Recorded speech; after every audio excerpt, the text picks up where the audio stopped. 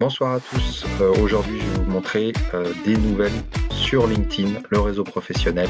Il y a beaucoup de choses qui se disent sur l'IA et voilà, je vais tout vous montrer. C'est parti. Alors, j'ai traduit en français et la première news, c'est de IA générative. Donc, on voit ils ont 2,5 millions d'abonnés, donc une bonne source d'information. Alors déjà, est-ce que vous avez toujours voulu contrôler vos rêves ? Aujourd'hui, c'est possible, a priori avec la société Prophetic AI qui a développé le Morpheus One, qui est le premier inducteur de rêve lucide multimodal au monde. Donc là, on peut voir que ça a l'air d'être un appareil en fait, qu'on place sur la tête et qui va générer des ondes. Donc voilà, l'explication est là. Morpheus One est une technologie révolutionnaire, premier transformateur ultrasonique génératif multimodal au monde pour induire et stabiliser les rêves lucides. Donc les rêves lucides, en fait, c'est quand on rêve, des fois on a l'impression qu'on est éveillé. On est réveillé dans le rêve, on a conscience finalement qu'on est en train de rêver. Et en fait, c'est souvent très fugace, c'est-à-dire que ça disparaît assez rapidement. Et là, en fait, ils ont réussi, c'est ce qu'ils disent, à stabiliser avec de l'IA et avec leur technologie, en fait, qui nous balance des ondes dans le cerveau. Voilà, donc ça c'est la première grosse news of the week. La deuxième news en fait concerne Google qui a sorti son générateur de vidéos qui s'appelle Lumière, référence sûrement aux frères Lumière qui ont inventé le cinéma. Donc là on voit déjà rien que par la vidéo de présentation la qualité. Voilà, ils vont se battre dans la cour de Runway qui a déjà sorti des choses. Ou d'autres, mais effectivement on peut voir que la qualité comme dans tous n'est pas encore parfaite, mais ça promet. Voilà, ils ont sorti leur texte ou vidéo et c'est déjà de ce qu'on voit très très bien. Alors on va rester dans le texte ou vidéo ou dans les vidéos, et là on a Runway, donc je pense que vous l'avez tous vu, qui a sorti son multi-brush motion. En fait, vous pouvez colorier différentes zones d'une image et vous pouvez donner des mouvements différents aux différents éléments. Donc là, on voit, sur une table de billard, les boules peuvent aller dans des sens différents. Vous coloriez le ciel, la voiture de façon différenciée et les mouvements sont différenciés. Donc un article très intéressant de Publicis qui vient de sortir, Core AI. En fait, comme c'est écrit ici, c'est le véritable épicentre du groupe. Il rassemble les données propriétaires, 2,3 milliards de profils dans le monde, des trillions de points de données, près d'1 pétaoctet de contenu sur les plateformes, le tout combiné avec 35 années de données de transformation commerciale et de lignes de code détenues exclusivement par Publicis Sapiens. Donc Core AI, en fait, il va permettre pour tous les métiers du groupe de tirer le meilleur parti de l'IA. Donc c'est vraiment le déploiement massif d'un outil dans le groupe Publicis. Et donc là, il donne quelques chiffres. Elle va investir 300 millions d'euros sur 3 ans. Donc ça fait 100 millions d'euros pour faire cette transformation. Alors, pour moi, je parle plus de transformation digitale, mais de transformation IA. Donc ça, c'est quand même une grosse news qui montre que les grosses sociétés commencent à muter massivement vers l'IA. Alors une personne vraiment intéressante qui repose beaucoup de choses, c'est Steve Nouri. Comme on voit ici, il a 1,5 million d'abonnés au moins. Et voilà, il met beaucoup de news sur l'IA. Donc Steve Nouri en fait nous donne plusieurs exemples d'utilisation de vision. Donc ici en fait il prend une image d'une cellule avec tous ces éléments. Et ce que ça va faire, c'est que ça va le mettre sous forme de texte. Qui explique pour des enfants en fait chacun des éléments qu'il y a dans l'image. Donc ça donne une définition. C'est vraiment une fonctinnalité très rapide, intéressante.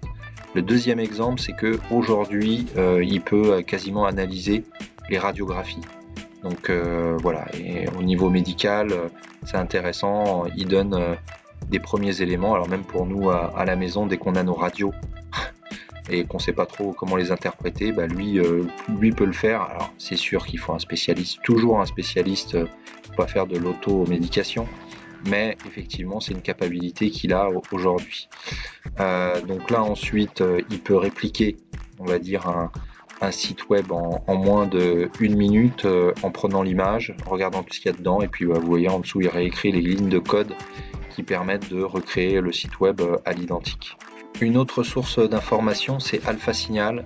Il nous annonce en fait que la sortie de Gaia de Microsoft qui peut créer des avatars humains parlants réalistes à partir d'une seule photo et d'un clip vocal.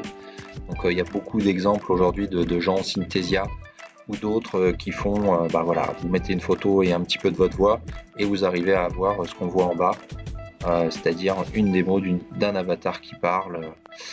C'est assez bluffant ça aussi. Alors j'ai trouvé aussi cette information très intéressante. En fait, il y a un classement ici des risques globaux en 2024. Donc les gens sont interrogés sur ce qu'ils voient comme étant le plus grave qui pourrait nous arriver. Donc on retrouve en tête le temps, la météo extrême. Voilà, 66% des gens. Oui, juste pour vous montrer ici, la menace nucléaire est ici à 12%. Et puis on retrouve, c'est ça un peu l'article, en deuxième position, tout ce qui est désinformation générée par IA. Donc les gens ont le plus gros risque, ont le plus peur que l'IA en fait génère du contenu et de la désinformation. Voilà, c'est quand même une stat qui est très importante. Alors je vais revenir 2 secondes sur Runway, en fait le texte ou vidéo. Donc là vous voyez qu'il colorie les différents éléments du visage, donc les yeux de façon différenciée, les sourcils, les cheveux et puis il va faire la bouche. Et puis après ici en fait il va ajuster les déplacements, on va dire, de chacun des éléments qu'il a coloriés précédemment. Et hop, vous avez vu, il y a eu une expression du visage parce que chaque élément est géré individuellement et vous pouvez créer des émotions à l'infini.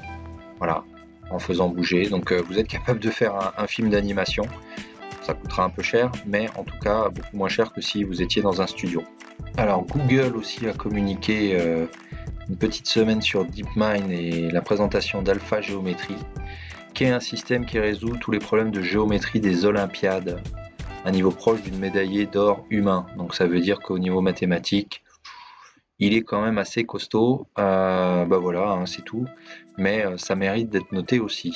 Alors ça aussi, c'est pas tout à fait de l'IA, mais il y a Disney qui vient de sortir le Holotile. Alors c'est quoi le Holotile ? Eh ben c'est Ready Player One. En fait, un espèce de tapis omnidirectionnel sur lequel vous allez pouvoir bouger. Voilà, vous voyez, qui s'adapte en fonction de vos mouvements. Donc vous pourrez marcher dans Fortnite ou n'importe quel jeu avec vos lunettes de réalité virtuelle. Donc on se rapproche doucement de Ready Player One. Donc un autre texte ou vidéo, là aussi assez bluffant, Assistive Vidéo, où là on voit aussi une bonne qualité en fait. Donc toujours le même principe, vous écrivez votre texte, vous avez la vidéo, mais on voit bien que ça progresse à une vitesse grand V. Et puis pour finir, le GPT Store. Donc on n'en a pas trop entendu parler, il n'y a pas une émulation dingue autour.